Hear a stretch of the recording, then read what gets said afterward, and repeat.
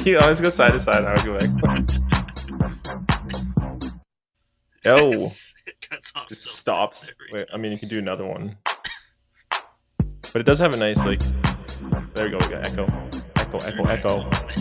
Chippa, chippa, chippa, wah. Why is it echoing? What? Hello. It's because I got effect. Because I have the power. So you're in an empty room. Well, you should get a little soundboard like I do. I don't have time for that. Woo!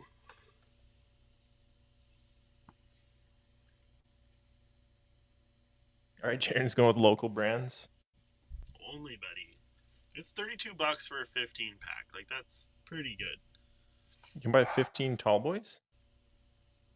Well, they're not tall boys. They're like regular cans, but Oh, okay. still pretty good. Like, for a craft brew lager, like, fuck yeah. I thought that was a tall boy. I wish. That'd be sweet. All right, so we're on a new schedule now. We've already sorted it out. Trying to do 2 times a week.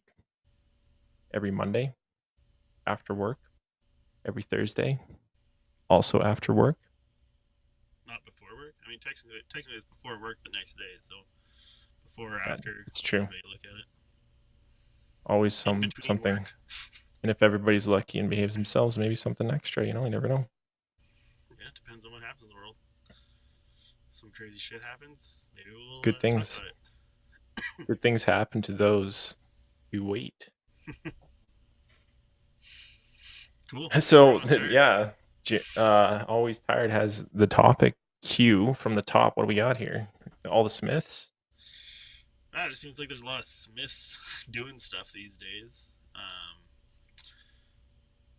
So I was saying yesterday when the Oilers beat Vegas very handedly. I mean, some could say that Vegas played very poorly, but some could also say that Edmonton just corralled them into a corner and made them play poorly. I kind of go by the other one because we played a very strong game. But Ryan Smith was in attendance at that game, and it was fitting that Zach Hyman got off his little short 4-5 game goalless drought in front of, people often consider Hyman to be like the new and improved Ryan Smith, which kind of makes you wonder how many goals would have been disallowed back then if the rules were the same for Ryan Smith. But yeah, so that's one Smith. So that's one topic we can cover. The other one is Daniel Smith, the Premier of Alberta, our lovely little province here. Like political island, you mean? Yeah, our I don't know. It's a fucking Titanic cruise ship that's just trying to. Which one? The icebergs that are called Ottawa and Trudeau, and so many icebergs we can hit. She posted a fun little video, trash talking, which was pretty fun. So we can talk about that. So that's another Smith, and then kind of back to hockey. The Arizona Coyotes are in a huge mess, as they always are, and it sounds like they're finally probably going to Utah. And the owner there that wants to buy them, who has deep pockets, is also named Ryan Smith. So just seems like a lot of Smiths. Well, and this guy, I mean, last topic first, isn't it like 1 point something billion for the Coyotes? Like, what the? Well, from what I understand, it's so essentially like the Coyotes management group is apparently like really, really bad. Like they at one point they weren't paying their hotel bills. So like when the team traveled and stuff, they weren't paying the hotel, and so like all the big hotels got kind of together and made it a requirement for them to basically pay with a certified check before for the hotel to guarantee that they got paid. And then there was the whole thing. I mean, the original reason why they got booted from their arena before was because they weren't paying the rent at the arena or whatever, right? So like the management group has just been complete debacle. So what it Can't the sounds league like, just fire them? I don't know if it's that easy because they do own the team, but it sounds like the NHL essentially will buy the team from them, and then this new guy will buy the team from the NHL. So like it sounds like they'll pay this guy $1 billion for the team, and then um, the new guy Ryan Smith Entertainment Group. I think he owns like the Utah Jazz, and he owns everything down there. He'll buy the Coyotes, but they can't be named the Coyotes because I guess in some of I the think he has the wording, rights to the names, right? yeah. Well, it sounds like they're leaving the rights to the names. I don't know if it's with the management group or just like with the. I don't know. Obviously, I wouldn't know what the documents actually say, but You don't have it the sounds, documents? no, I don't have the documents. They didn't ask me. But it sounds like they'll leave all the name and all the logo and all that stuff because the goal, for some fucking reason, the goal is still to have a team in Arizona. This is the big deal. We just give up on it. Like it No, hasn't worked. Phoenix is sick, man. I like Phoenix. Like I know, but why is there? Scottsdale was I mean, awesome. maybe just a better management team, probably, and There's probably a a lot of better hockey down there. arena. Well, it's probably a better arena location because I think the original one, the location was really weird. It was like way out of town or something. So probably better management. Get that team, and then the team will go back, or a expansion team will go back there, depending on how it goes in Utah. So essentially, it's kind of weird because it sounds like it's almost like a rental thing, but I would imagine that in the documents and in the contracts and stuff, it probably says like if a team goes back to Arizona, either like his will be the expansion team or theirs will be the like he'll still have a team one way or the other because like you can't put up $1.2 billion on like an off chance that you'll have a team for 5 years until someone else builds a building. So I don't know. That's kind of what it sounds like is going on. It's funny because it sounds like I don't know if it's the players or if it's some people. I mean, obviously the people the most impacted are going to be the people who work for the Coyotes, not the hockey players, not the coaches. It's going to be all the auxiliary staff, right? Like, there's going to be a lot of people that won't have work now. And like the players, they all get like a stipend to to move. All their costs for moving is covered. All their house closing costs are covered. The Uber that they have to take to the airport to go look for a like everything that they need to move will be paid for. So it's like it's not a skin off their nose, and they get the chance to potentially play in a place that isn't a big fuck up. Although I've heard that like the Mullet Arena was super super cool to like go and watch an NHL game at. Like I know it looks bad because it's only like what 5,000 people, and it doesn't look great from like a national hockey perspective. Just But I looks know like Bush League or like the AHL. And I think which was the kind of the NHL fun has an part of it though. image, but the NHL's proud. Like, and Bettman's like, Oh oh yeah, man, I can't look like I'm failing. yeah, and I mean it's not a good thing to keep like you can't roll that out forever. Like that looks brutal, but it was really cool. And I know like Oilers Nation did their nation vacation down there. I think they freaking like it probably took over. Like you could probably have a percentage of the rink that was Edmonton fans that were at that game. Like probably 25, 30, if not more percent at that game were Oilers fans. And apparently it was really, really cool. And I mean, every seat's a good seat, right? Like you're all lower bowl. Every seat is as close as you could possibly get, right? Yeah. No, that's the thing. Like, and it's cheaper. Yeah, I don't know what the tickets cost, but I guess Can't like be when that they much. like the game tomorrow, they play Arizona tomorrow, right? Yeah. But So in the game Edmonton, tomorrow is it Edmonton? yeah. Because they play Arizona again in Arizona. Is that the last game of the season?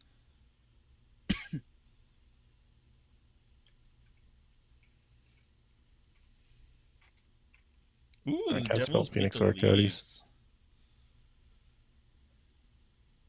Sucks for them. Yeah, Oilers are home. The Oilers have a 3-game homestand here. Or no, like a 5-game homestand because they played the last 2 at home too.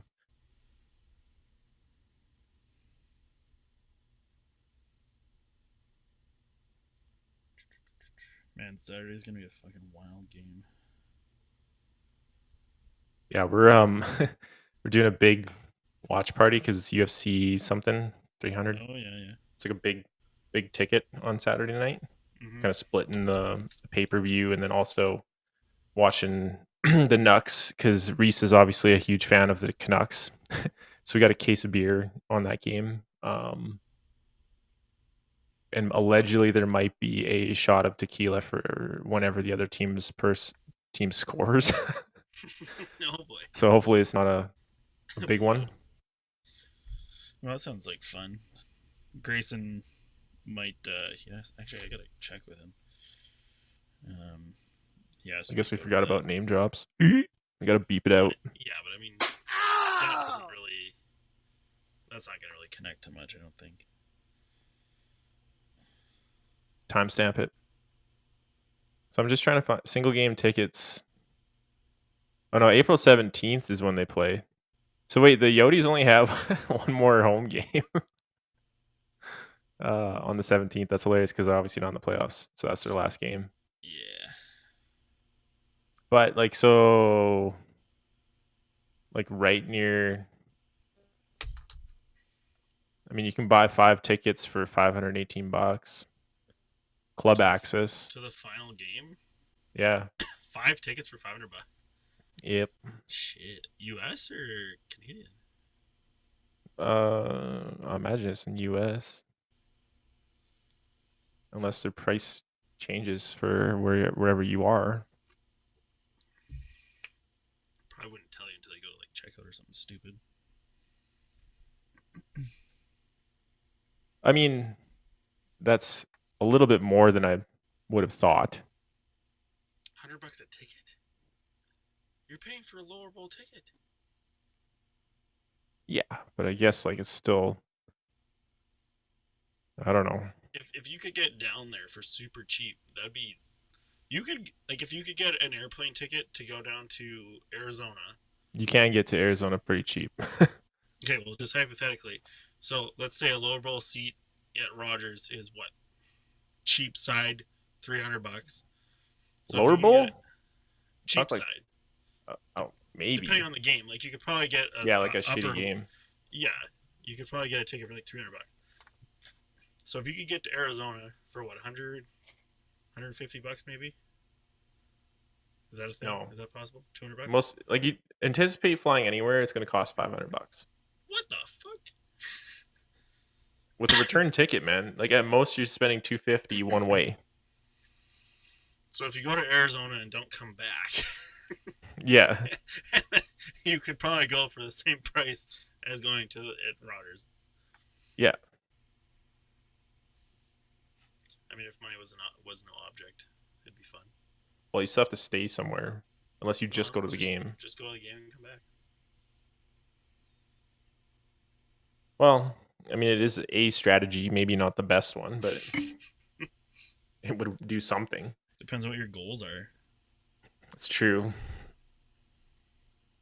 Well, I don't know. That's I was hearing on some podcast or talk show or whatever it was, maybe just the news that they were potentially going to Utah on the 18th, literally right after their last game or something like that. So I imagine it remains to be seen what happens there, but who knows? I mean, if I was them, I'd want the expansion team. Apparently expansion teams are nearly a shoe-in. I mean, Seattle's been booted from the playoffs, but they were in the playoffs 2 years in a row, weren't they? I think they might have been in, out, in, out. But they've been dancing around. So I mean, they're not playing the Vegas IR strategy, which apparently is not working. It's not, man. And I know everybody, They're on a you know, 5-game losing streak or something, aren't anybody you they? talk to about that game.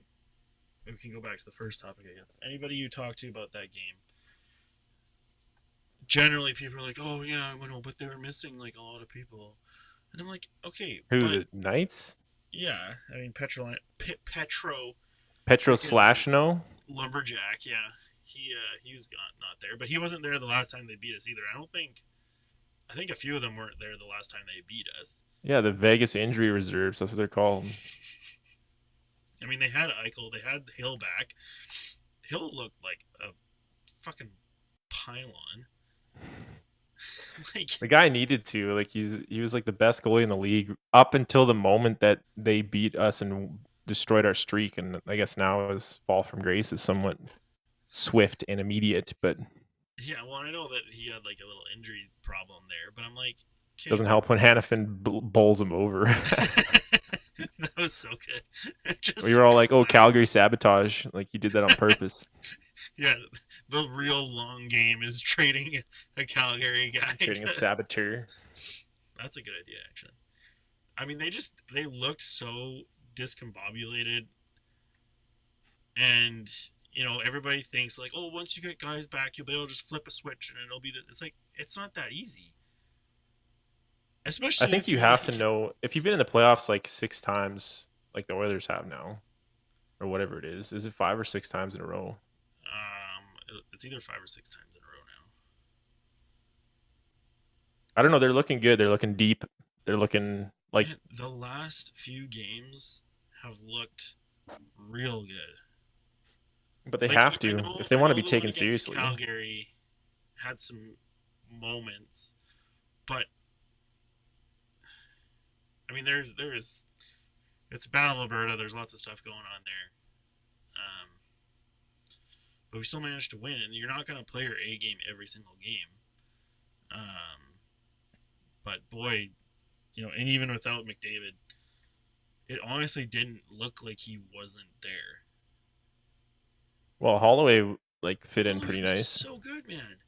And that's what they've been saying. It sucks because it's a good problem to have. Like the problem is that we just don't have a viable spot for him to play meaningful minutes. Like he needs to play 12, 14 minutes a game to really like be any kind of impact. Like he's not. If you play him 6, 7 minutes, like they kind of tried to do when he first came up, it's just not going to work. Like he's too. His game style doesn't work for that kind of game. Whereas like a guy like Janmark, these Derek Ryan, those kinds of guys, even Gagne, they don't have to play every night. They don't have to play every shift. If they get 6, 7 minutes, you know what you're getting from them, regardless of how much they play. But Holloway, like if he plays 14 minutes, like he did against Vegas, he was so noticeable. Like in that Aiden Hill kerfuffle where he scored on, there was a lot of room and space when he left the puck for his D-man to pick it up. Like it wasn't like Holloway was like right there, so why did you leave it? Yeah. He came in so fucking fast. Yeah, he was there like He was immediately. so fast. Like and that's why the D-man was just like, what? Like and then Hill after looking at him like, where were you? Yeah, it was just like I mean, that's the kind of thing that like the Oilers kind of live and die by that though, because like every time, like they definitely have the we win by making people pay, and then they also lose by paying for their mistakes. Like Ottawa and Yeah. Toronto, like I think about those games on the road.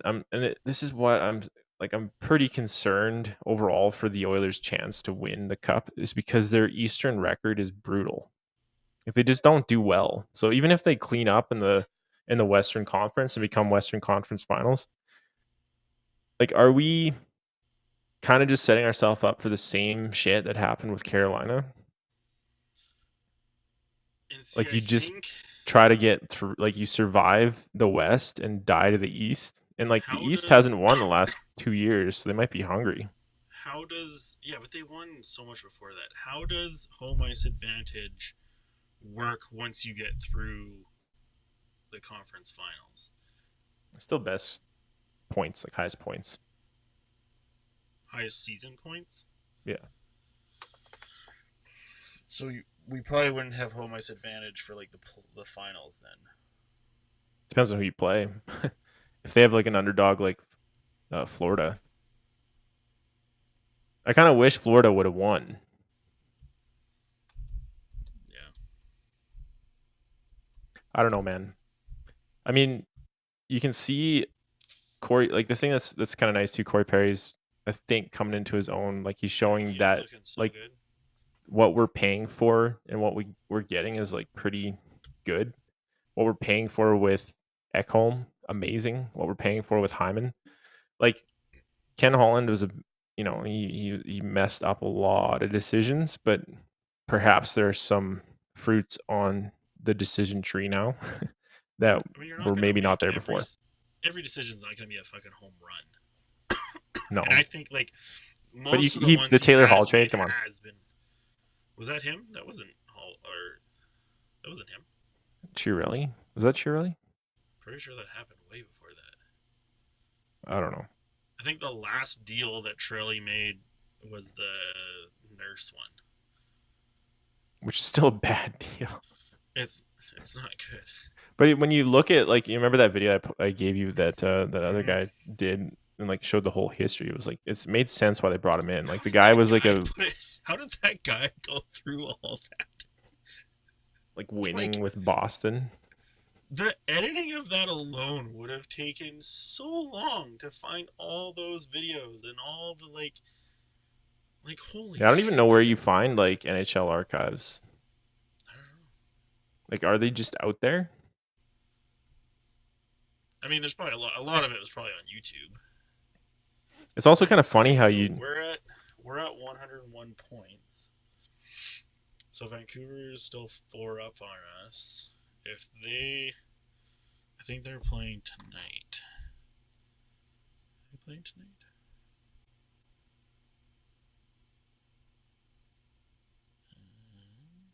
Were the Oilers weren't first place in the West last year, right? Like Vegas was, I'm pretty sure. Pretty No, I sure. think we were third. We were third in the West because it was Vegas, LA, because they had home ice, didn't they? I think it was Vegas, LA, us, and then Winnipeg. Was Winnipeg the first? I think it was Winnipeg. Okay, so okay, well the No. No, no, Canucks don't no. play. The Canucks don't play Calgary until plays. we play them on Saturday. So if we play them on Saturday, we win. They don't go anywhere. We go up 2. We're only down by.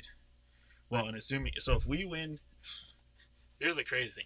If we win against Arizona, which I mean, Arizona has been playing some real good hockey, but they're Yeah, coming here. break check. Break check. Well, they're coming here, and they've played really well in Mullet, but we're not in Mullet. So if they come here, we beat the pants off of them. We just need to beat them. I don't know, like pants can stay on, but You know what I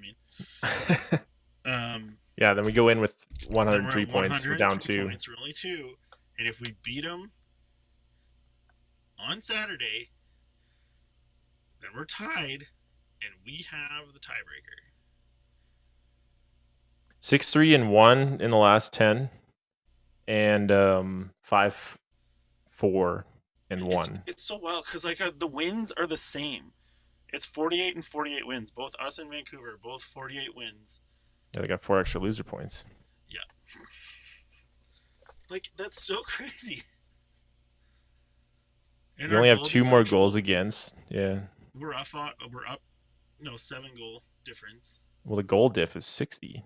Like, I think we have one of the highest goal diffs in the league. The funny part is that Vegas and LA are fighting for that final wild card spot. And St. Louis is I mean St. Louis is only 3 points behind Vegas. I mean, Vegas keeps losing, and look at Vegas. Vegas's goal differential is only 17.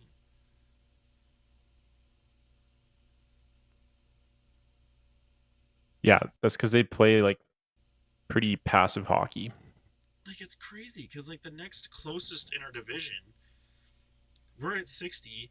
The next closest is LA at 37. Yeah. And even Colorado's only 54. We're at 60. Like It's just the reality of trying to deal with it's wild. I mean, the Western Conference is always like that. I feel like Central is also a little bit more cut and dry. Like all three Central teams have over 100 and 104 points is the lowest points, which is crazy because it's still like nearly first place in the Pacific and like significantly so. How does this work? So I mean, the San Jose Sharks, holy, that sucks. how does how does the math even? I guess you would have some really big point swings, but the Newark Islanders, they're third in the Metropolitan right now, but their goal differential is -20.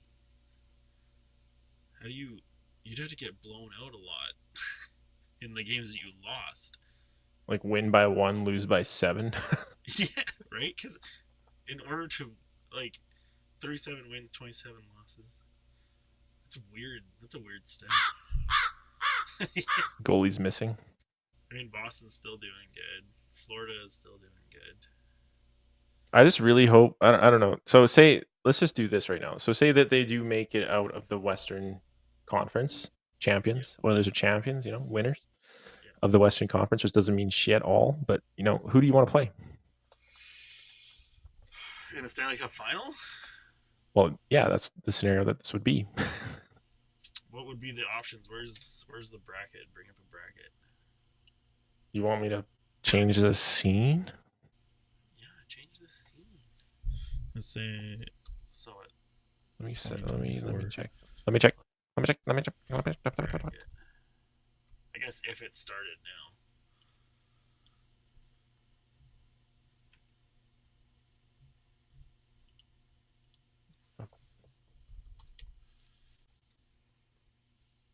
Because I just don't know who would play who.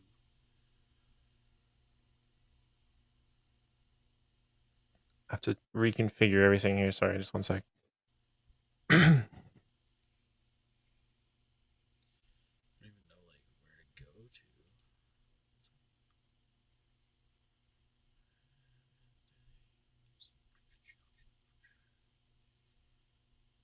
So wait, what are you able to see what I'm seeing right now? Yeah, I can see that. Okay, well, I gotta. I just need to know who's who playing who.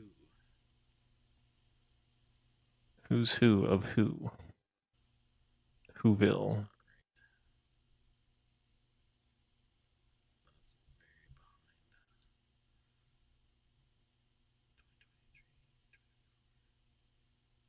For those of you that are joining us at home, we're just trying to sort this out.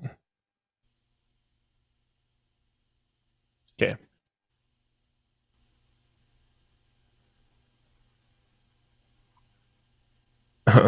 Oh, there we go. I was like, why is that not working? Did you find something? So this is what you're looking for. You want to see that it's Boston, Florida, Toronto, Yeah, but I want to New York. see, I want to see the bracket layout. At if it started today. I think that's like playoffs.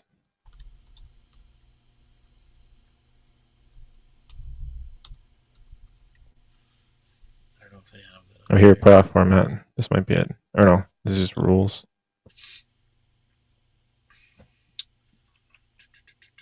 Bet MGM. Maybe a betting place would have something.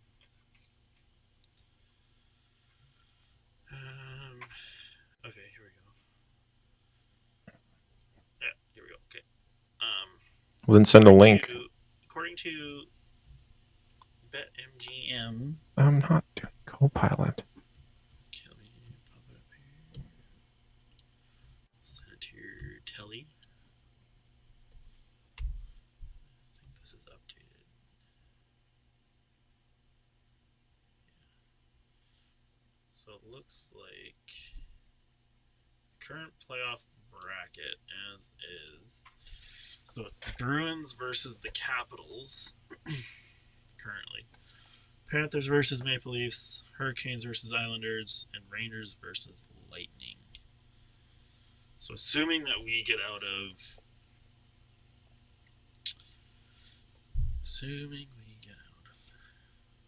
man, currently would be currently be playing the Kings, which part of me is like, okay, well, I know we can beat the Kings. Part of me is also like, okay, but they're going to have a huge chip on their shoulder, and they're going to really be even more major assholes because we kicked them out twice. Honestly, I'd They're rather more play, scared to play us than we are to play them, though. probably. They just look so old and boring. Like, they're so bad. Yeah, they don't seem competitive, They're though. so bad. Side note, did you see when Corey Perry was sitting on the bench and he was yelling at Calgary at the end of that game? Did you see that? Like Calgary or Kane? Because everyone's talking about the Kane Did you thing. not see that clip? No. So at the end of the game when they're all going out to the ice to like congratulate Skinner on the ice, Corey Perry is just sitting on the boards. Connor McDavid's walking behind him, and you just see Corey Perry looking at the fights being like, "You're so bad." Just like, "You're so bad." Well, And it's hard for him to McDavid's like, say because they beat the Oilers. Like, come on. Take it easy there, Corey. They spanked us. well, the game before, not the last game. I know, but like, But you look also like a just chump. It's a funny thing, and McDavid's smiling as he goes by. Yeah. Anyways, that was funny. Okay, so out of the Eastern Conference, who would I rather play?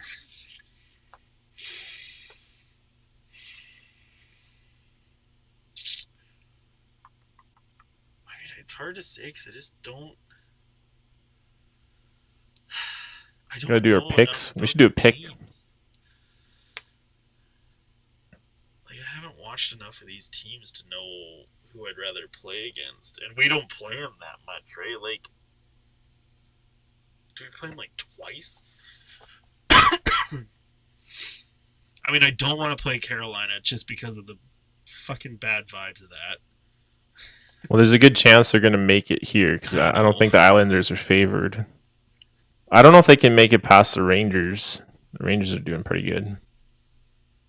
The main thing, though, is like, so if I was to pick it right now, I'd say Rangers win, Hurricanes win, Panthers win, Bruins win. So it'll be Bruins versus Panthers, Hurricane versus Rangers. And then out of that, I would say that it'd be funny for the Panthers to win again here. So I'll take that just because I like funny. Pretty funny. And honestly, I think that it's kind of 50-50, but I guess we'll say Rangers. Then Rangers versus Bruins or Rangers versus Florida. Let's say Rangers. There's lots of like potential upsets in the Eastern Conference. Like, I feel like Well, the Maple Leafs are the only ones that are going to be upset. if they get bounced again in the first round, oh, that'd be so funny. But they're playing the Panthers this time, so they're not playing their arch rivals. No, but the Panthers are a good team.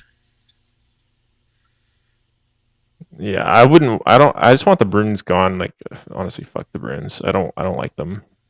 Yeah, They're just too good for too long and for too many reasons. Yeah, like, how can they be just like at the top for so long? Like, can you just get fucked and just pull Blackhawks and just like implode for a little just bit? Cave in. Like, it's just so annoying. And then I'm saying Canucks, Avs, Yeah, and then they'll have fun there. Obviously, Oilers, probably Stars, but this could be an upset. Either way, I feel like the Oilers can, in 7, handle either of these guys. Mm-hmm. Not to say that this is even what's going to happen, but so then it'll be interesting, like, is it the Avs or the Canucks that we play, assuming that everything goes well for the conference finals? That is pretty wild, eh? I mean, I don't think the Canucks Oilers series would be wild. That would be insane, man. But everyone's saying like the Canucks have a long time to be good. Like, they shouldn't be as good as they are. So like they're ahead of schedule is like a pretty hot take on them. They're also incredibly but also true. Tested in the playoffs. Like, a lot of their guys are young. A lot of their guys don't have that much playoff experience. And that's where the Oilers fizzled out, right? So like by the time you get to the conference finals, you can use energy, youth, and exuberance to get yourself to maybe the finals, which is kind of what the Oilers did. But then at that point, the mistakes have caught up with you, and the collapses start piling up and the penalty trouble starts piling up and the injuries start piling up, like that's when, if you don't have a deep roster, which I would say, I think even thinking of like all the Western Conference, the Stars and the Oilers probably have the deepest roster as far as like potential. Yeah, you know what? It's so funny because it feels like, and I don't know if it's just because we're homers and we live here, and I don't I know, but don't. it feels like the Oilers are not afforded the same respect as a team as the rest of these guys.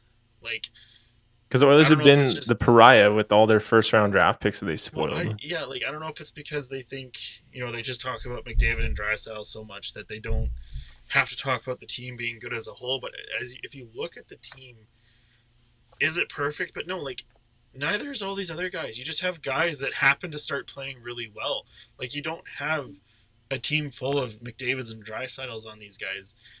You just have a couple superstars and then supporting characters that come in and play really well for a certain period of time. But they're not like the Knights are like.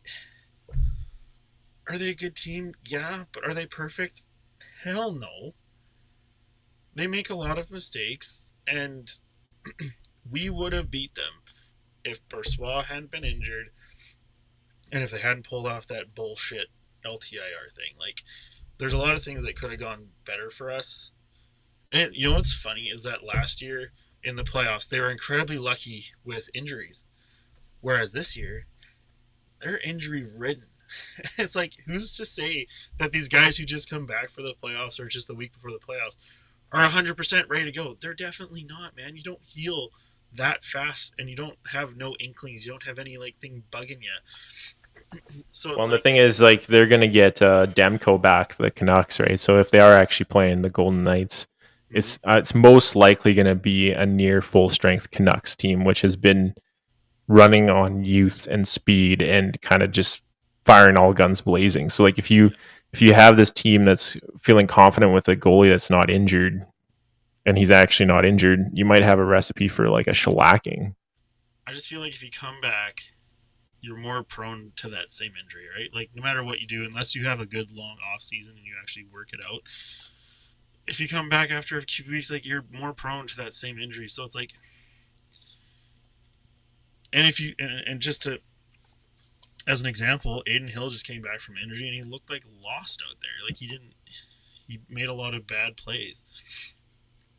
I mean, it's no guarantee that like, oh, we're getting our goaltender back, we're going to be good. The team's back together, everything's going to click, and it's going to be fine. Like, there's no guarantee in that.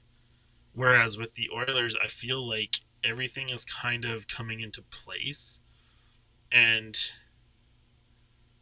I honestly think a lot of it's Knoblauch's tinkering and fitting in the pieces. And I know there's like that stretch where he was monkeying stuff around a lot, but I think he's really fine tuning it. It just feels like as we get into these last games, it feels like it's just fine tuned, fine tuned, fine tuned, fine tuned.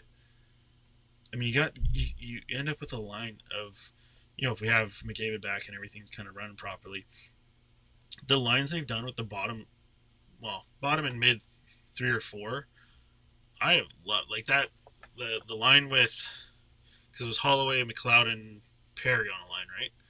Yeah. That line was dominant, man. Like those 3 guys played so hard, and you got like the good steady Perry who's gonna like do the little cheap shots, and you got McLeod and Holloway just running it around like so fast and hitting and the nice thing about having Holloway to, if we need to interject a little bit of energy, he's right there.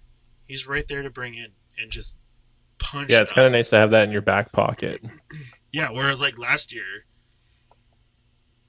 if someone was out, we were kind of like, we didn't have that to bring up. And we have Derek Ryan, Sam motherfucking Gagne, who he's going to play a game and he's going to get like 5 fucking points. Like, that's going to happen. And if he plays for a playoff game, the place will go insane. Like, Well, and even Jack Campbell is like sounding like he's been sitting long enough that he should be good to bring back in and be like a decent amount of contribution, right? Like it's this is interesting. what I'm saying. This is what I'm saying. I feel like this year has gone pretty well for us, and assuming McDavid's little whatever nagging injury thing isn't really big of a deal, which I don't think it is. I think they're just take a break, make sure it's good, so that you're good to go. Whatever. I don't think it's that big of a thing. But it seems like everybody else is healthy. Um, and yeah, like what you said, Campbell. We have him. He always came in clutch in the playoffs for us last year. Yeah, He like did well, his his job, stats are shut the really door. good. His stats are really good, and to have him as like a backup to our backup is not that bad. Like I love Pickard. I love how he's played. I don't feel He's less not a young confident. guy. Like he's not gonna be erratic in net. No, Like he's he knows his job, yeah. and he does it really well. I mean, Skinner is going to be our guy, and he's been playing great. Like he's been playing real solid, and he has that. It seems like an insane ability to let in like that one or two goals, and then nothing else. And we can outscore one or two goals. Typically, we can do that. So it just No. feels like we got Perry. Derek Ryan is a good solid guy in there. You know what you're gonna get from him. We have Carrick now, who's a good face-off guy, a good third, fourth line, just wear him down kind of guy. Yeah. Henrique's coming in. He's playing really well. Brown's looking really good. Like, he's looking really, really good. That shot that he took in Vegas when he just, like, kind of Clanged. Was it him that clanged? And I was Corey Perry that had that absolute dinged laser. it. That Dinged was it. so good. It And would have he's been still got amazing if mitts, buddy. He's still yeah. got mitts. He's moving it. Like, there's a few times where he, like, dangles, and it's like, what the fuck, man? Like, where'd that come from? What's funny thinking back to like what was it 2016 when we were playing the Ducks in the finals there. Yeah. Um, and it was just like and the comments about like yeah he's so much better when he's on your team. Like, It's like, it's yeah. kind of nice to see him in like a Oilers jersey and like also not costing like 3 mil a year. He's at Yeah. 750 with an extra quarter mil for a win. Yeah. Well, and, like, Like that's a win-win if I ever seen one. Like if he's like as washed up as he sounds, but he's still like happy to be here and performing, dude, what he a deal. seems, like, as far as I can tell, he seems to be having a good time. And, like, the Yeah. whole, like, Kane Maybe and the guys Pickard like him. thing, I don't know. I think so. Like, from what you hear him talking after the game and in the room and stuff, I feel like he handles himself really, really, really well. Well, you have And, to. I well, you mean, we have have so to. many pariahs. Like how many can you stack? I feel like his thing was not as much of a pariah thing as it was made out to be. Like, I feel like that was a situation that got blown way out of proportion. Like, yeah, I don't know. But, like, Well, the whole Chicago's him and, losses are gain at this point. well, exactly. But the whole, like, him and Kane argument thing, I feel like that happens more than what they show on camera. I think they just have been hyper focused on Kane's attitude, which, okay, he's got an attitude. We know this, but, like, It's kind of the it game he does, plays, though. it does. But I feel like he needs, and I think it's good that he's playing with Perry because he needs to get to the point where he needs to realize he is not the same guy he was 3 years ago. It's like, buddy, and Who, Kane especially or on Perry? Kane. It's like, and especially on an Edmonton team when you have Hyman, you got Nuge, you got McDavid, Draisaitl, who else is up there? Fogel playing out of his mind. Um, Ryan's playing really, really good. When you have all these guys playing better than you, and you're crying about being on the third line, like, that's your job. Like, why don't Yeah, you snipe? Why can you only snipe and score on the second line? Snipe and score on the third line. well, that's the funny thing is like you always are bouncing up and down the line, and you generally get bumped if you're playing well. Like you don't have to score; you just have to play well. And the other thing is, if you're playing less times or less time on the ice, and think about it this way, you're still making your same contract. Maybe like set your ego aside, and your dollars per minute have just gone up, right? Like you're Well, getting and your paid more to do opportunity. less. So have fun, buddy. Yeah, and, like, maybe your time on ice, so you have a little bit less opportunity, but your matchup should be more preferable to score. and I feel like a third line, fourth line getting a goal is so much more of a hype than a first or second line getting a goal. Like if the third or fourth line, like when CC scores a goal, everybody fucking loses their minds. Yeah, because there's a double dinger, two ankles, and then in the net. Hey man, I'll take it. But like when He's just lucky it wasn't off of Hyman's ankle, because then Hyman would have got that goal. He's lucky he hit two golden knights, so he's the last one that touched it. I just feel so much better about the team we have this year than we have in a long time. And the thing that's untested though is Knobloch, because Woodcroft did some critical goalie moves last year that sucked. So like, is he going to make the right who starts? You know, like who's out there for the extra man? How many, like, is somebody taking a bad penalty? Do they get benched? You know, like who's getting the scratch? Like these coaching decisions are going to be very interesting. But here's the thing to remember. Woodcroft was not a coach before. He was a video coach. He wasn't behind the bench. He wasn't telling guys what. He wasn't coaching championship teams. Knobloch has done that. He's coached championship teams in different levels. He knows the pressure. He knows the game. I think he's going to do... And anytime I've questioned on one of his things he's done so far, has fucking panned out. So I'm kind of like... Like what? Okay, man. That seems pretty Well, vague. he kind of like messes up like some lines and does a few things here. You know, when he... What did he do? I think it was that one time he like pulled the goalie with like 5 minutes left, and I think we came back and won or something like that. Like there's things that, and everything you do isn't gonna always work. But I think you need it to work 60% of the time. Yeah. And as soon as you start doing less than that, and the time is not the playoffs to start fucking it up, right? Like you can't do that. You need to be. I think he's getting that consistent. All up now. He's figuring out, but he's also, I think what he did with that span of switching lines, which he's not going to tell the media. He's not going to tell everybody everything. I think what he was doing there was figuring out, okay, if something happens and somebody's out, somebody's got a penalty, somebody's this, somebody, Nurse was suspended for a game. Things happen in the periods of a game. So it's like, okay, if this happens, I know that if I put these three guys together, I'll get something. Like, I'll know what I'll get if I put these guys together. I know what I'll get if I put these guys together. And he knows kind of different combinations of things in order to get different scenarios out of it. Right? So if you put the Nuge, Hyman, McDavid line out there, you know what you're getting. You're getting one of the best fucking lines you could possibly imagine. And then if you put Draisaitl, Foegele... Who else is on that one? Draisaitl, Foegele, and... Well, Kane was bouncing around up there too, but... Who was up there, though?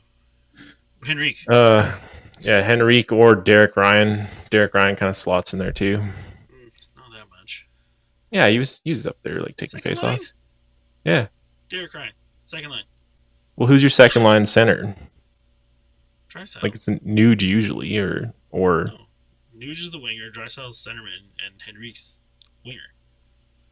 I thought Henrique was the centerman. That's what they brought him in for, winning face-offs. No, he plays both. No. Well, everyone kind of does. Like they all play face-off, or like they all take face-offs. They can, yeah, which is good because the amount of times guys get tossed out. But especially against Montreal.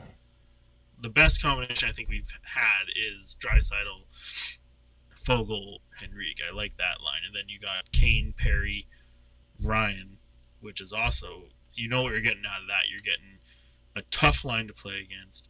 You're getting a good chance to score.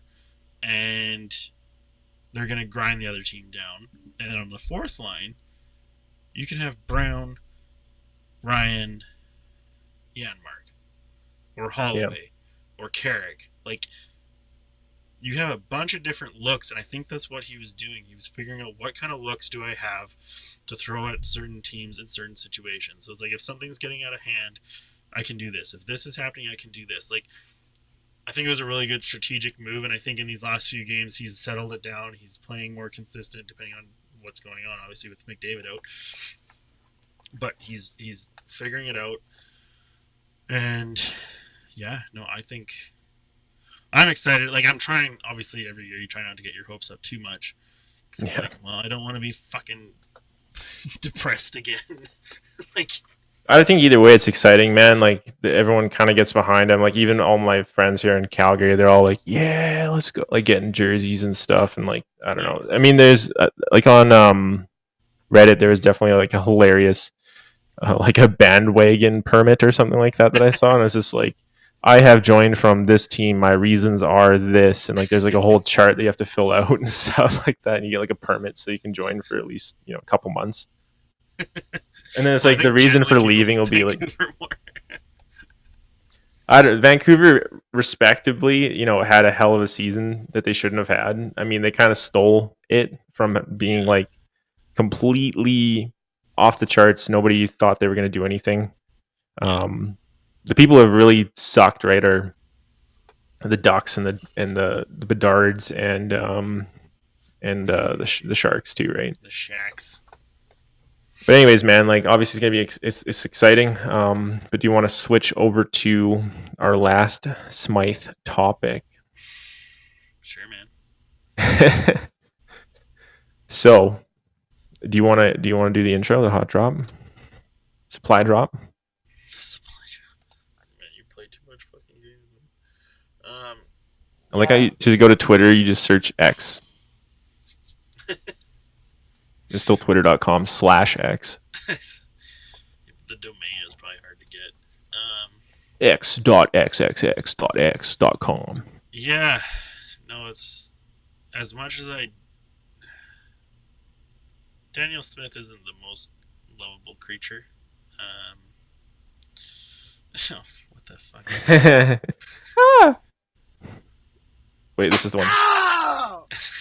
Okay, but what is he saying? Is he calling out Well, I do follow Jugmeat here, but he's going off.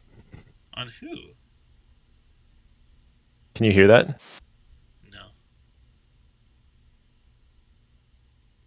What's he trying to spin, man? Literally like 2 weeks ago, and this is the thing, is that both JT and Jugmeat, like, so first off, the Conservatives were taking JT's seats, and now they're taking Jugmeat's seats. So all of a sudden, you see this narrative switch in what he's doing, because the NDP no longer represents the working class, right?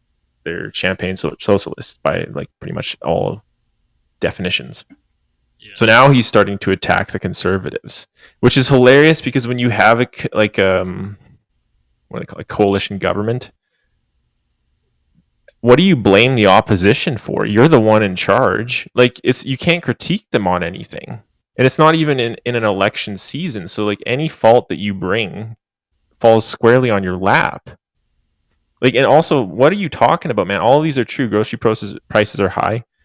Loblaw's executives are making multi-million-dollar salaries. So he's trying to tie all these things together, right? He's like, well, they're making a lot of money, and So also the the reason why executives they're are making a lot making of a lot money. of money is because grocery prices are high.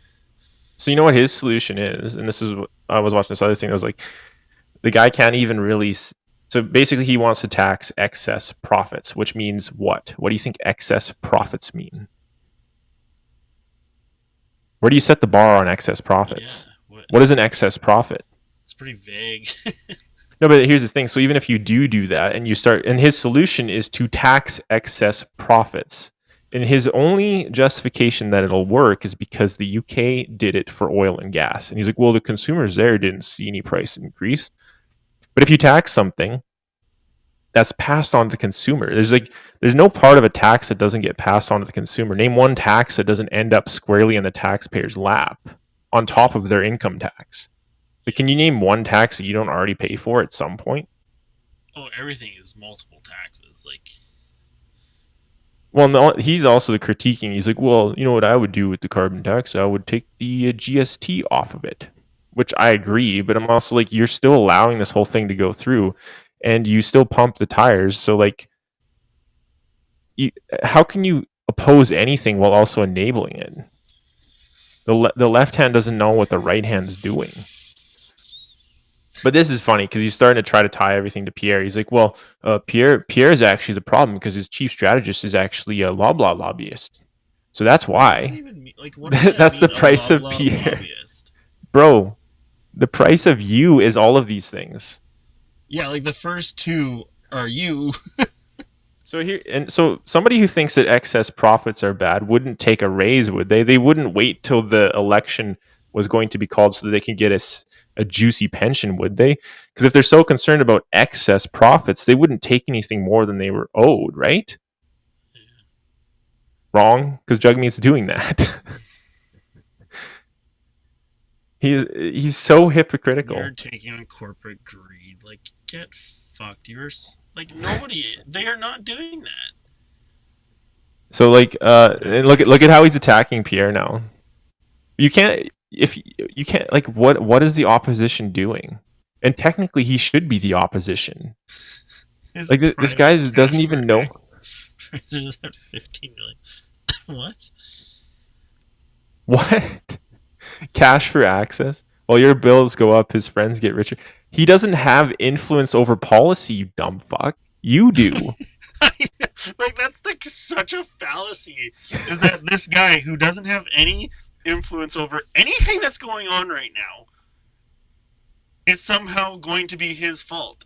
It's like, bro, you could have fixed this in the 8 years we've had to deal with your fucking nut jobs. Like, Well, also, who are you for, Jugmeat? Because like you're essentially, you said that you're not for billionaires, you're for the people. But people are leaving your party. You're losing MPs because they don't believe in you anymore. So who do you actually represent? And if you're critiquing Justin Trudeau, but also backing him, who do you truly represent? You're basically a liberal MP. So you don't represent the people either. And if you're claiming that there's problems with the country, you're backing this problem generator. It's honestly insane. Like ultra wealthy Canadians hosting Pierre Poilievre's fundraisers in their homes. Last I checked, Okay. that wasn't against the law. Like, well, let's get the pictures of him. Full-blown campaign with $0. Wait. Guarantee this guy gets flamed every time he posts something. So there's gonna be something good here. Here we go. Hiding something. Let's see. Go to the comments. You're covering for Trudeau is the one hiding from trees in his axe. Like he literally just gets destroyed. Jagmeat, 78 million. Is this tweet some sort of joke? NDP new debt party. High interest rates equals high inflation. Yeah. Whoops. Like literally the guy. Yeah. This is what I showed you. God, that's so ridiculous. Which is hilarious. Like how is that even possible? That's insane, man. Then we get random memes. It says the champagne socialist wearing designer suits and sporting a Rolex watch. It's such a federal fundraising rules here. The maximum individual contribution is $17.25. You'd have to pack a lot of billionaires into a room to raise that much money. Straight up gaslighting. Why do you continue? Such obvious things. But it's just like the guy, he's so in between everything. Like he's like, oh, Trudeau, you're wrong. Pierre, you're wrong. But I'm the only one that's making all of this possible. Yeah. Like literally, Trudeau can't do shit if you don't let him. And Pierre also isn't doing anything yet because he's not in power. So you're literally the only person that is the issue here. I just want to like pound my head on a wall. Like it's so frustrating, man. But he's not even representing what the NDP stood for. You know, like the working class person. That's why Pierre's taking a lot of people from his base because they're like, this party doesn't represent my interests anymore. Man, why doesn't that fucking Neshi guy why is he running as an NDP? National debt. What is this? Oh no, this is the Trudeau era anyways. Like this is end of Harper, right? And this is what he was doing. Now we got ourselves a nice big old Jugmeat Trudeau bulge here, which do with that as you will. It's not a pleasant bulge. No one's happy to see you, that's for sure.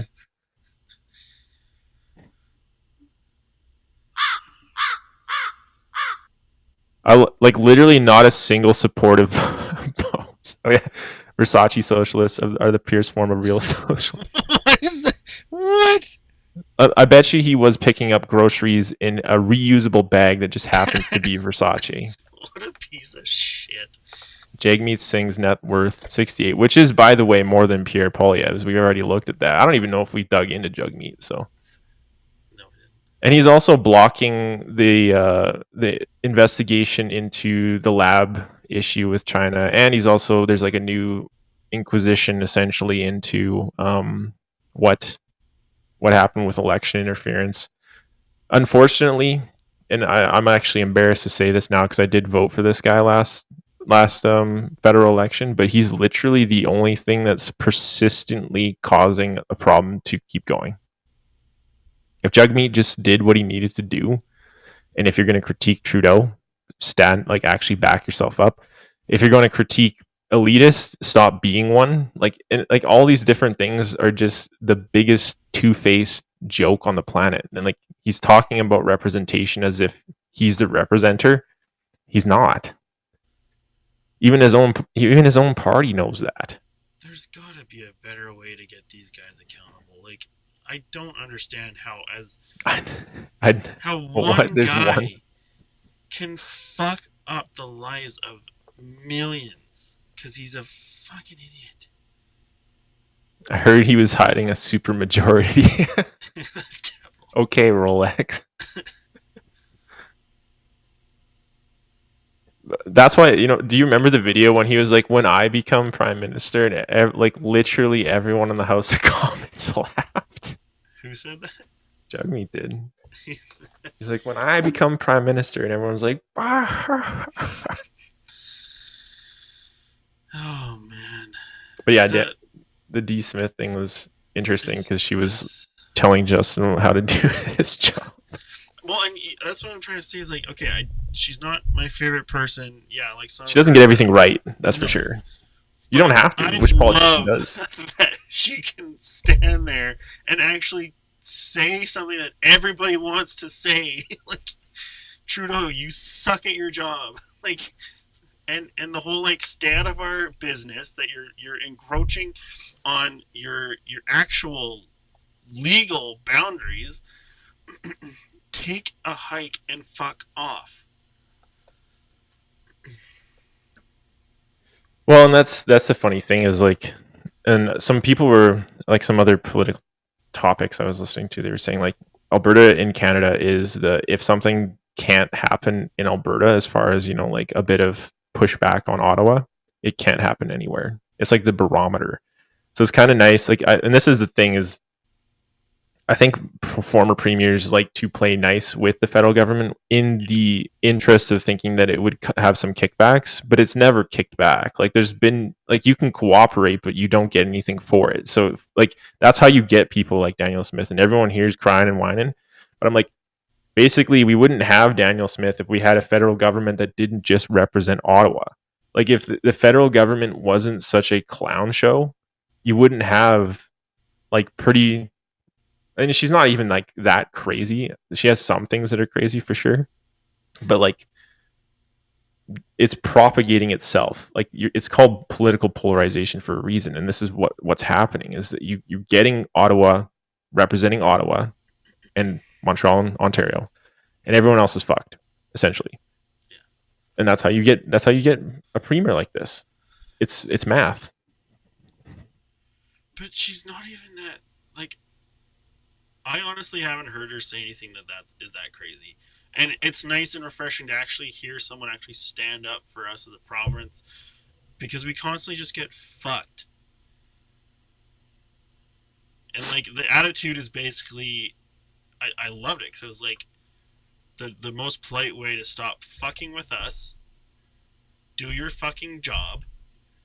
Stick your nose out of our business, and instead of hindering us, help us as what you're supposed to do for the entire country. Not a select few of your buddies, not your Torontos and Ontarios, because that's where your election is going to be won. Like, you have to take care of the whole country, not just your friends. Yeah. And I mean, that's the thing, is you're never going to get that from Ottawa until like Pierre's in there. And like, even then, I don't want Pierre to be Alberta's prime minister. It'd be nice if he's more friendly to the West. But even then, it's just like, just work with everybody. Just do the like government shit. Do whatever only the government can do, and don't do anything else. Like, do the things that make the country as a whole better. That's it. Literally, and just get out of the way. Pipelines come through. Like, the only reason that people stand in the way of those things is because they think that, like, oh, that'll make one more profitable than the other. It's like, no. anything that makes anybody more profit gets spread out. Like, why not help everybody? I don't know. That's what I'm saying. Like the political class doesn't is it represents itself, and like Yeah, what is Canadian idealism anymore? Like what do we think this nation actually stands for? Because if you look at your political leaders, they clearly just spit in the face of everything that the people actually need or want in a lot of yeah, ways, and they champion a few causes that are easy to make wedge issues. Like you take on abortion, you take on trans rights, you take on climate crisis, you make everything sensational that has deadlines that are years in the future or problems that you can't even solve because they're so contentious and everybody feels differently. And they push and they bubble those up because they want something to be impossible to actually solve. And meanwhile, yeah, they just like pillage the rest of the country and yeah. they just like, oh, look at this, as I'm jingling the keys in front of you. And like that's what everyone's doing is like, oh, look shiny. But I think finally people are like, holy shit, like I don't care how shiny this is. Like I go to the grocery store and I'm walking away with like three things in my hands and I spend $100. Oh, it's brutal. Like, And it's because not because of excess profits. no, And like not fully. the thing that I do not understand is how it's impossible for these guys to wrap their head around.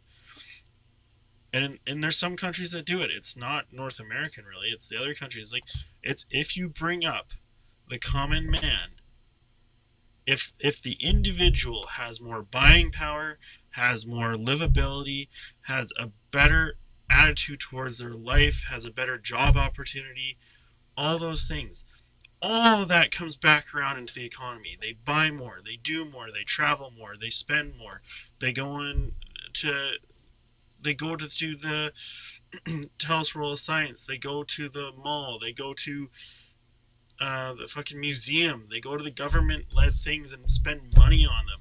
They're okay paying taxes because they can actually afford paying taxes. Nobody can afford anything anymore.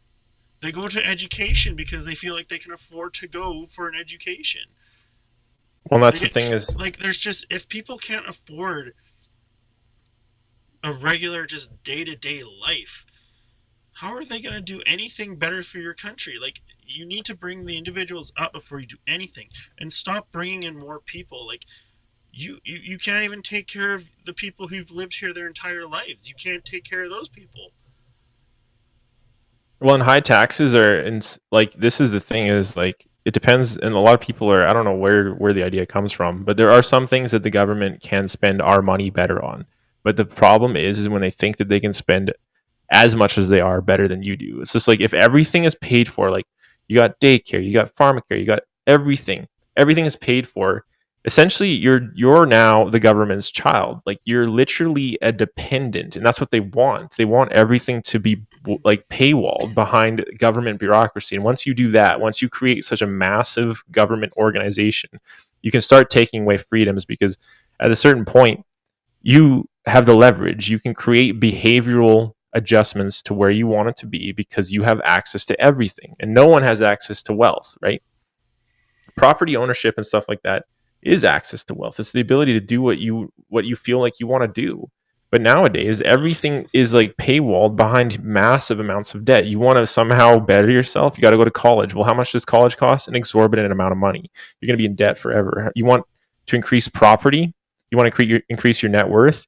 Well, everything that you buy involves an insane amount of debt if you're even trying to do that, you know? And like most people are not market makers when it comes to the stock market. So even if you have a tiny bit in there and they limit your TFSA anyways, like Yeah, if you were somehow to be successful, they're taxing that too at a yeah, like essentially 25% of whatever you make. it's So insane. even as a person who, and like if you're not super wealthy, you don't know how to dodge taxes anyways. So it's just like everywhere you turn and try to get ahead and better yourself, they think they can do it better than you. Yeah. And the Well, common like, good is supported by a free and open market, not necessarily pushing the levers of every facet of society in the way that whatever the government of the day thinks is correct. well, like the reason why, like part of the reason why I'm probably gonna like close up the business is because it's like if I do that, essentially at the end of the day, after all the taxes and everything, after all the bullshit, after all the extra expenses comes off, I'm not making more like, sure, on paper it looks like I'm making money, but at the end of the day, it's not like I'm making any more than it would if I was making $30 an hour somewhere else. Like, and it's like you're not incentivizing people to try things. You're not incentivizing people to try and do better for themselves. And like, you know, I don't. You can look at there's certain states in America where there's no income tax, where there's all these like so much because less the private taxes. sector can fill those spaces, and that's what Exactly, people and it think is that. works. But they think that like that's what I mean. It's like this nanny state where it's like, well, I can do it better than like the individual, and that's not the case. And you have all these nut jobs, honestly, that think that like the government can do everything better. Yeah, They can't, and clearly we're track getting the drama record. teacher to do it better. I don't think so. I'm sorry, he's just not cut out for it. Even after 8 years of experience, he's not cut out for it. Governments are like pretty much the longest track record with the most detailed history of it not working properly. That to think that they would be able to fix everything is ridiculous. Like like what you said, the government just needs to go in and just do the things that they need to do. Don't do extra. Don't think you need to do this. Don't think you need to do that. Put more money in the people's pockets. Keep your hands out of people's pockets more. Like, Not even whoever, no one in history has enjoyed someone coming and taking money from them. Ever. yeah, and just do like what the thing that I always say is like, well, like I actually, it's hard to tell. I do think public healthcare is easier paid for, but the thing is like, how on earth are we so in debt, but like how do we have such an insanely high cost of everything and the healthcare system still is underfunded, the Yeah. schools are still underfunded, the military is still underfunded, infrastructure is crumbling, we don't have like an insane amount of like agriculture, energy, Canada's productivity per capita is going down, so like even if you paid all of this you'd expect to get something for it. Yeah, some results. like like we're failing expensively. And I think we said this last time too, but like that's the kick in the teeth. You're like I don't mind paying taxes if I think that the government's actually working for the Yeah. people. But like clearly the people are in full disagreement on a lot of ways with what they're doing. Like And they're you're just saying. like, fuck you, we're doing it anyways. So I'm like, Yeah. we're paying you to just like shove it up our hoo-haws, and you're also like saying smile and take it. Yeah, like I wouldn't mind paying taxes if I can see roads getting built. I can see things happening as they should. 41st Ave is still a single lane both ways. Twilliger was a 2 lane for the longest time, and they finally started to do something about it. I wouldn't mind paying taxes if I could go to the zoo for fucking free. If I could take my kids to a government city run thing for free. Or But it no, doesn't I'm have to be paying free. for that. It doesn't I'm have to be paying. free. You just make more money. So say your income Yeah, goes no, that's what I'm further. saying. But I wouldn't mind if I like if you have to go. It can't be both. Like right now, it's both. You don't make as much. You get taxed on what you make, and you're also paying for all the other stuff you want to do, and also getting taxed on that. But if you leave it up to the consumer to decide, then you get overall better products, right? Because Yeah. people choose to put their money where quality exists, and there's certain things you don't really have a choice. Mm-hmm. Like I can't really pick which utility company I want. I can't really pick which school I want to go to unless you're rich. I can't really pick which hospital I go to. So there's certain things that like if you eliminate choice, then you also eliminate consequences for poor production, poor products. So if the zoo sucks, what do they have to do to get better? They have to do different things or lower their price. Like that's the best part about like There's no Smithian. accountability. Yeah, that's the thing is like we've reduced accountability to nothing. So everything that fails expensively, and there's no consequences. Like the ArriveCan app, like Like take this as a concept. If it was ever possible, it would never work. But if it was ever possible that you could choose to pay taxes based on how you thought the government was doing, how different would the government be run if it was actually like, oh shit, we can't take their money if we don't meet these standards? or even just here, this is even better. No one gets a fucking government paycheck if your product is low and your price is high. If you're running a multi-trillion dollar deficit and you also haven't increased any known performance indicators, which is what every other company has to do. You have to set up performance indicators where something is like, oh, well, this was better last month than it was this month. That's good. You've improved. All the KPIs are down, and they're taking bonuses and more money. So they're completely detached from reality. And this is the thing: is this is what government does, and this is why I don't want a big government. Is because if you detach it from reality, you get you get the princesses and you get the people up there saying like, well, it's just the way it is. Like, leave us alone. Like, you get this elitist class that gets paid to fail and fail miserably. Mm-hmm. I think if you're a government official, you should only get any money if you have any left over. like you should be able to figure this out. And if you're in a deficit, guess what? You lost your job. Yeah. Because everyone else isn't afforded that same luxury of like, oh, you suck at your job. Well, hey, here's a bonus. Or it should be tied to KPIs. I don't actually think you can have a government that doesn't have debt. But there's got to be a better way to tie their actions to a penalty. And they're getting bonuses for fucking up. And there's nothing we can do as like people who live in this country. There's nothing we can do except for hope that your vote matters. Yeah, like you should get fired if you suck. Right? Like it's just not a crazy idea. If you somehow had access to your company's money and you went and spent all of your company's money and more, you'd get fired. That's what I mean. Like, the people understand KPIs, but the government doesn't say they're the same thing. But how is that possible when we elect a government to represent ourselves? Oh, wait, it's possible because they don't actually represent you. That's the fucking facts here. And I think people are starting to realize that. It's just now you just have like literally 2 people are suing this country, right? Honestly, it's 2 people out of 30 some million. I do not know how Trudeau and Jagmeet got so many votes. Like, their platform the Conservatives sucked at that time. Yeah, but not so much that a school teacher with pretty hair who has no background and no connection to a regular person ever, like, budgets balance themselves. So stupid. People are budgets so balance stupid. themselves. I don't know. I'm gonna lose it. Me too. It's just so frustrating. Well, maybe next Monday we'll dive into it a little more detailed instead of anecdotally. Well, next Monday we'll just figure it all out. I think you can actually figure it out, and even if you don't solve it perfectly, you can do it better. No one gives a shit, though. All right, man. Let's wrap it up. Yeah, it's getting late. Fade. Cool, man. Sweet. Well, that was another Unfamous Podcast episode. Hey. Yes. Yes.